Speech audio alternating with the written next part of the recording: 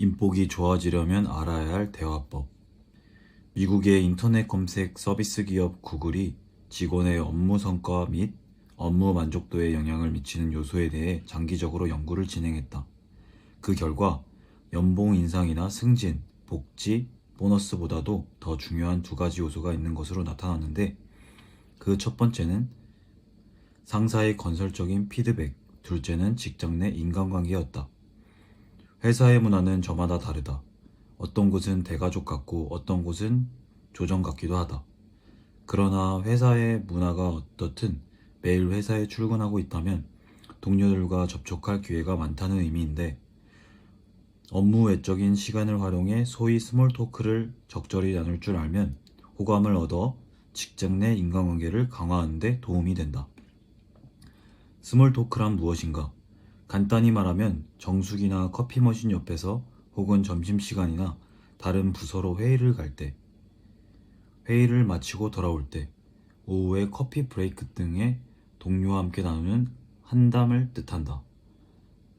캐나다 윈저대학교의 한 심리학 교수가 2015년에 발표한 연구 결과에 따르면 비공식적인 자리에서 동료와 자주 교류하는 사람이 교류하지 않는 사람보다 인간관계가 좋은 것으로 나타났다. 그뿐만 아니라 상사에게 업무 지시를 받을 가능성이 크고 도움이 필요할 때도 비교적 쉽게 도움을 받는 것으로 확인되었다. 여기에는 매우 중요한 원인이 있는데, 이는 내가 이야기하려는 직장 내 원만한 인간관계를 위한 5가지 포인트 중 첫 번째 포인트이기도 한 대면하기와도 연관이 있다.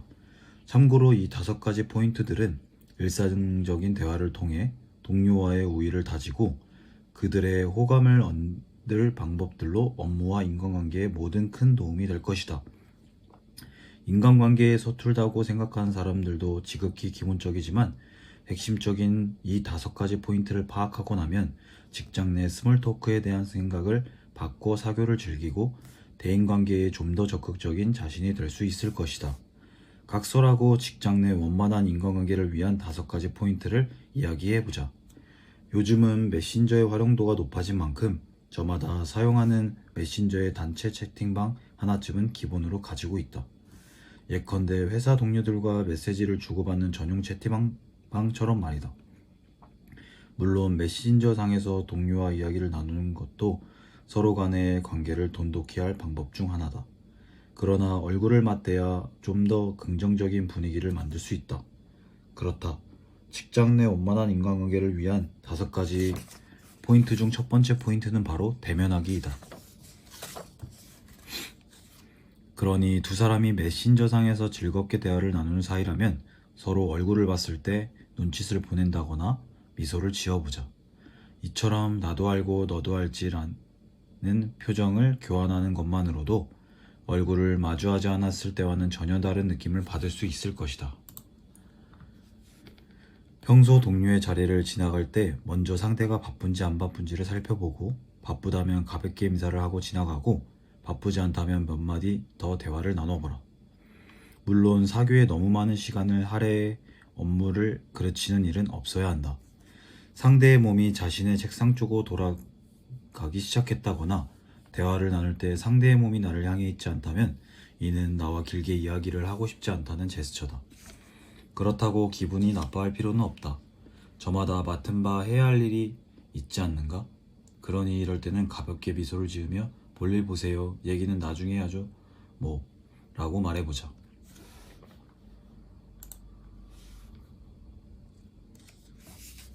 얼굴을 맞대고 이야기할 시간이 필요하기는 하지만 여기에도 적절한 때가 있음을 잊지 말아야 한다. 두 번째 포인트는 이야깃거리이다. 소소한 이야깃거리를 준비하되 소문을 화제로 삼지는 말아야 한다. 소문은 잘못 밟으면 터지는 지뢰와도 같기 때문이다. 하지만 그럼에도 사람들이 지뢰를 밟는 실수를 범하는 이유는 동료 사이의 업무 관련 이야기를 제외하고 무슨 공통의 화제가 있겠어 라는 생각이 들기 때문이다. 그러나 한번 소문을 입에 담기 시작하면 다시 돌리기도 어려울 뿐더러 자신이 자리에 없을 때 다른 사람의 이야깃거리가 되지 않을까 하는 걱정까지 생긴다. 여기저기 소문을 옮기기 좋아하는 사람은 회사 내 최고의 말처럼 보이기도 하지만 사실 사람들이 정말로 좋아하는 사람은 따로 있다. 바로 사교에 능하고 다른 사람의 말에 귀를 기울일 줄 알며 항상 이야깃거리가 넘쳐나지만 절대 소문은 입에 올리지 않는 사람이다. 소통의 기술 중에 화제 행렬이라는 것이 있다. 모든 한담의 주제가 의식, 주, 행육, 낙과 관련한 6가지로 분류된다고 가정하고 현황, 느낌, 정보의 3가지 다른 접근법에 따라 이야기를 나누는 것인데 이 기술은 일상적인 대화를 나누는데 특히 유용하다. 음식을 예로 든다면 평소에 요리를 즐겨하는 편이세요? 도시락 참 맛있어 보이네요. 라고 현황을 묻고 주로 어떤 요리를 만들어요? 실제로 도시락 맛은 어때요? 라고 느낌을 물어본 다음에 그 요리 만드는 법 알려줄 수 있어요? 당신이 가장 좋아하는 도시락집 소개해 줄래요? 라고 정보를 물어보는 것이다. 그렇다. 보시다시피 위의 대화는 거의 질문에서 시작한다. 상대가 나에게 현황과 느낌 혹은 정보를 알려주면 나도 그에 대한 대답으로 현황이나 느낌, 정보를 되돌려주며 대화를 이어나가면 되는 것이다. 좋은 대답이 떠오르지 않는다면 질문의 방향을 바꾸거나 다른 화제로 전환하면 된다. 그러면 대화가 이어지지 않는다고 해도 최소한 상대에 대해 알고 싶어 한다는 뜻을 전달할 수 있다. 이야기를 나누는 상대뿐만 아니라 진심으로 소통하는 과정을 지켜본 누군가에게서도 호감을 얻을 수 있음을 잊지 말자. 3번째 포인트는 스마트폰 내려놓기다. 사람들과 대화를 나누다 보면 한창 즐겁게 대화를 나누던 중 누군가의 스마트폰 알림음이 울려 대화가 중단되는 경우가 종종 있다. 그런데 이때 대화가 중단된 시간이 3초를 넘어서면 상대는 보통 먼저 볼일 봐라고 말하며 자리를 떠난다. 물론 업무적으로 처리해야 할 중요한 일이 있겠지라고 이해하면서도 이런 식으로 대화가 중단되면 사실 기분이 썩 좋지는 않다. 어쨌든 상대는 나와의 대화보다 스마트폰 메시지에 답을 하는 쪽을 선택했고 이에 스마트폰 메시지가 나보다 중요하구나라는 느낌이 들기 때문이다. 그러나 같은 상황이라도 상대의 체면을 세워줄 방법이 있다. 스마트폰 알림이 울렸을 때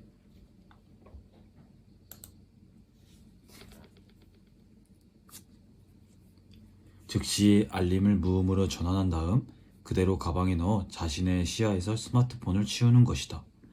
메시지를 확인하지도 않고 말이다.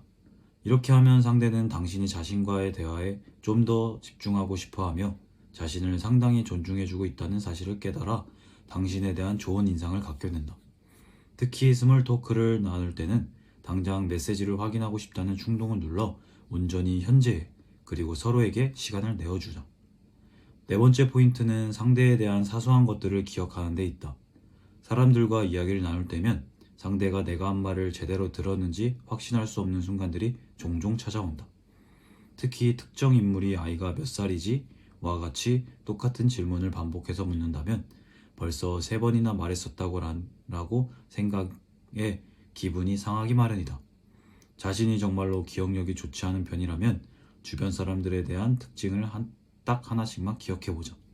예를 들어 상대가 과일 중에 두리안을 가장 좋아한다고 말한다면 이를 기억해두는 것이다.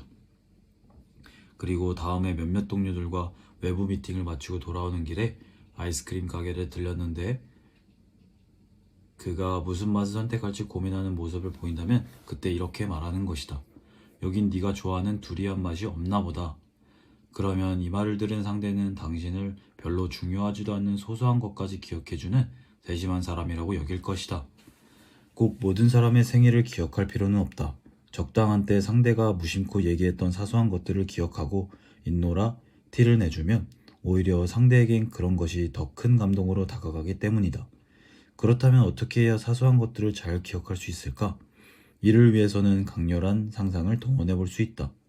예를 들면 동료의 머리가 두리안이라고 상상해 보거나 동료가 맨손으로 두리안을 까는 모습, 두리안의 얼굴을 파묻고 개걸스럽게 먹는 모습 등을 상상해 보는 것이다.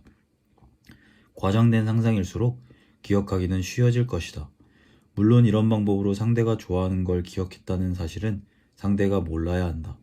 상상력도 기억력도 썩 좋지 않은 사람이라면 스마트폰의 메모장을 활용해보자.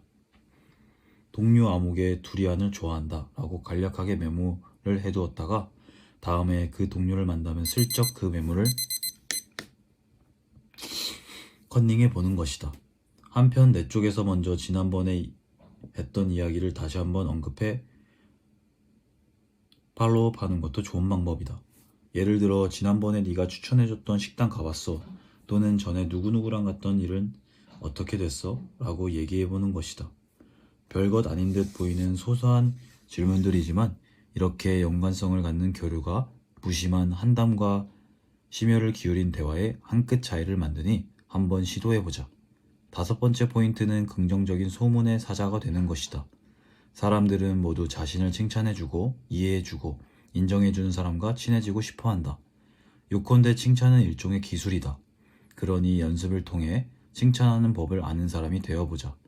다만 한 가지 여기서 분명히 짚고 넘어갈 점은 왕 사장님 오늘 정말 멋져 보이세요라 라든지 이 비서님 정말 머리가 좋으시네요와 같이 마음에도 없는 거짓 칭찬은 하지 말아야 한다는 사실이다. 처음에는 이러한 거짓 칭찬도 기분 좋게 들리겠지만 나중에는 사람들도 빈말임을 알아차리게 될 테니까 말이다. 거짓 칭찬과 진짜 칭찬의 차이는 진심으로 타인의 장점을 높이 사느냐에 있다. 똑똑함이나 아름다운 미모만 장점이 될 수 있는 것은 아니다. 그리고 추상적인 것에 대한 모호한 칭찬은 별다른 의미를 주지 못한다. 하지만 상대가 자신의 장점을 어떻게 잘 활용하는지를 관찰해 두었다가 방금 회의에서 하마터면 3000%로 빠질 뻔했는데 자네 덕분에 요점을 잘 정리해서 모두의 시간을 절약할 수 있었어 라고 말하는 것은 다르다. 이는 비단 상대의 총명함 뿐만 아니라 일처리 방식까지 칭찬하는 말이기 때문이다.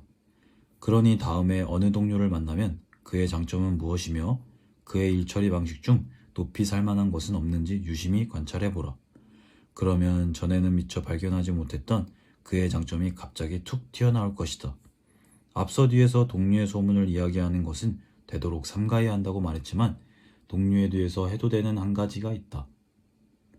바로 동료에 대한 칭찬이다. 다른 사람에 대한 불만을 토로하는 법이 없이 먼저 남을 칭찬할 줄 아는 사람이 되면 자연스레 동료들 사이에서 평판이 높아지기 마련이다. 특히 상대가 자리에 없을 때 상대와 직접적인 이익 관계가 없음에도 그의 장점을 봐주고 칭찬해준다면 다른 사람들도 당신을 도와줄 만한 사람이라고 생각하게 될 것이다. 옛말에 일을 하기는 쉬워도 사람답기는 어렵다라고 했다. 그러나 이 5가지 포인트에 조금만 더 주의를 기울이고 주변 사람들에게 조금만 더 마음을 쓴다면 직장 내 원만한 인간관계를 만드는데 큰 도움이 될 것이다. 지극히 기본적이지만 잘만 활용하면 다른 사람들에게 심혈을 기울였다는 느낌을 줄 수 있을 테니까 말이다. 물론 확실히 심혈을 기울여라 제대로 활용할 방법들이기도 하지만 말이다. 요컨대 동료와의 관계에 심혈을 기울이고 그들을 존중하며 그들에게 모든 주의력을 기울여라. 가십이나 루머가 아닌 재미있는 이야기거리를 준비하고 동료의 특징을 기억하며 그 장점에 대한 칭찬을 아끼지 않을 때 자연스레 인복이 따라오는 것을 느낄 수 있을 것이다.